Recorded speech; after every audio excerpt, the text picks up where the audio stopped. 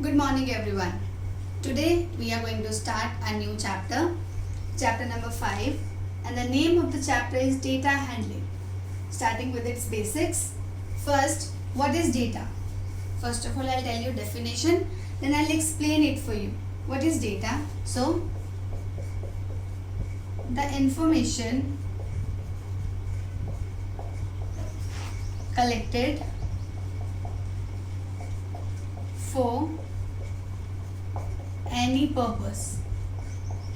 That information is known as data. So, whenever we collect any information and we have a purpose for that, so that information is known as data. Example, runs made by a batsman in the last 5 test matches. This is the information. So, we had a purpose. So, if you want to know that how many runs are made by a batsman in the last 5 matches, that information is known as the data. Second one, number of storybooks in your school library. This information is for a purpose because we want to know that how many storybooks are lying in the library. So this information is known as the data.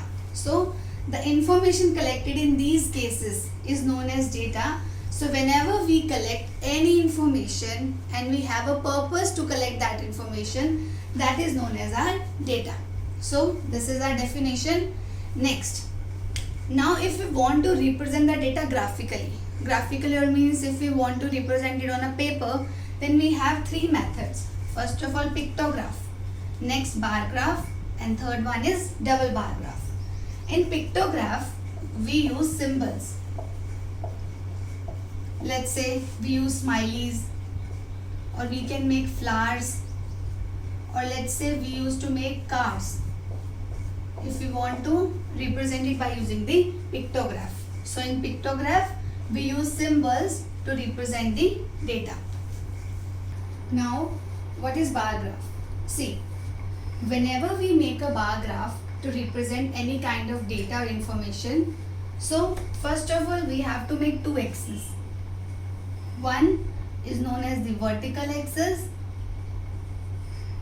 and the second one, this is known as horizontal axis. So, see, whenever we make a bar graph, so first of all we have to make 2 axes, one vertical and one horizontal. So, here in this example, there is a data in which books sold in the month. In the month of January, 20 books were sold. In the month of February, 10 books were sold. In the month of March, 30 books were sold. In the month of April, 40 books were sold. So here we have to represent this data in a graphical form, and we used to say it a bar graph.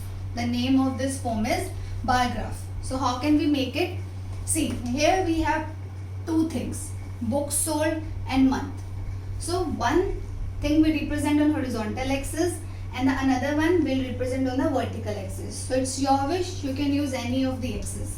So here I am using this for the month and this one for the books sold. Okay, so here the months are January, February, March, April, and here 20, 10, 30, 40. So here I'll make the number of books sold. So here 20, 10, 30, 40. See, gap of 10, 10, 10 are here. So starting from here, we'll mark it 0, then 10, then 20, 30, 40. Okay, first in the month of January, how many books were sold? 20 books. So we'll make it like this till 20 and name it like here January. Next, in the month of February, how many books were sold? 10. So here it is 10. This is February. Next, in the month of March, how many books were sold? 30. So make it here March.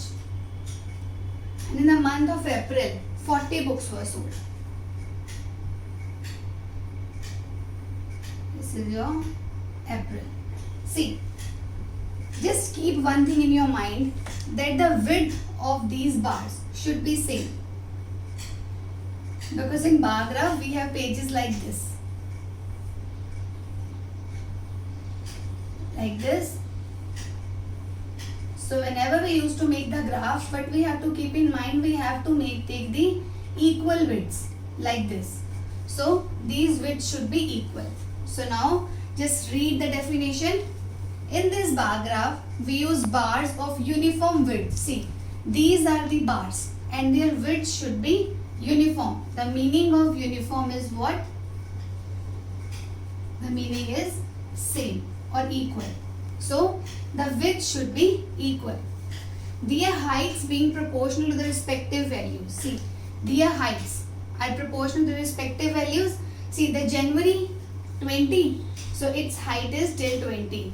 In February 10 books were sold, so the height of February is 10, like this. So in bar graph, we use bars of uniform width, their heights being proportional to the respective values. But just keep one thing in your mind, whenever we make a bar graph, we have to make two axes, vertical and the horizontal.